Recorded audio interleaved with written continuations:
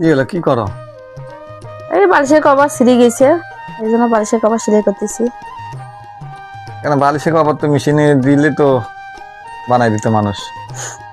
একটা বালিশের কভার সেলাই করে গেলে 50 টাকা নিবে এলা, ওই জন্য হাতেতে বাড়িতে বানানো। তাই নাকি? দেখাতে কেমন হয়েছে? অনেক সুন্দরও তো হয়েছে। তুমি ফিরে এগুলোও করতে পারো? হুম, তো তোমার বলতেছি একটা মেশিন নিয়ে দাও।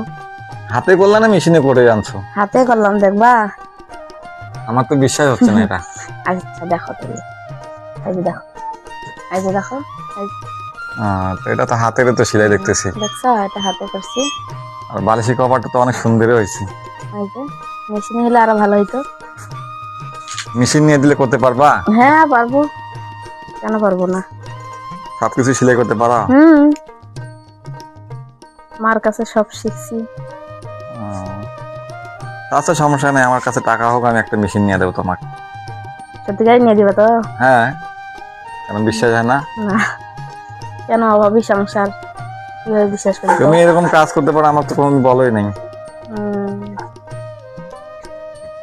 এই যে দেখো, অনেক সুন্দরও তো হয়েছে। মনে করো এটা বানাই গেলে 50 টাকা নিবে, 50 টাকা আমি বাঁচিয়ে দিলাম, ভালো হইলো না? তোমার মাথায় যে এত ব্রেন!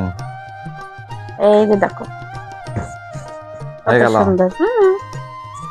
আমার এই বালিশ খুব ভালো লাগে। আচ্ছা, সমস্যা নেই, এই মাসের মধ্যে তোমাকে একটা মেশিন নিয়ে দেবো, ঠিক আছে? আচ্ছা ঠিক আছে, তাহলে জামা গুলাও সুন্দর করে বানাবো। আচ্ছা ঠিক আছে।